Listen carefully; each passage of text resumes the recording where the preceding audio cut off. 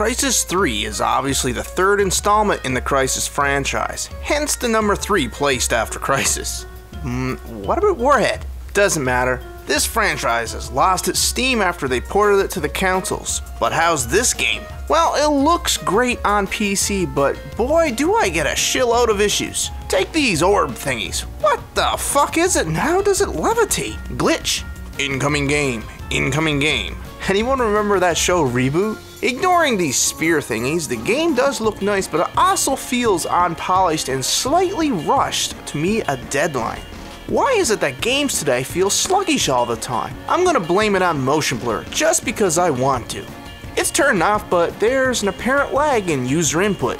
You'll get all the same shit you got in the others like cloaking, strength, speed, shit like that. It's still streamlined, unlike the first Crysis. I miss the old interface. When they removed it, it became just another first-person shooter. That's only my opinion, but I'm sure a lot of others feel differently.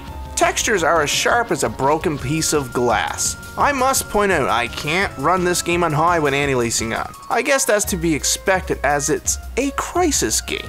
You know, that name used to mean something. It was like the Ferrari of gaming, but now it's a yearly release, give or take a few months. Now the game is more like a Sunfire. The story in the game is about as bland as drinking crushed up chalk and water.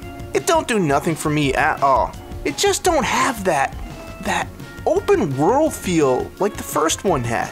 I keep referencing that first Crysis, and the reason is, simply put, it was gorgeous and done right. Taking this PC game and porting it to consoles has had huge consequences, and it's evident in this game. I feel like Crytek sold out.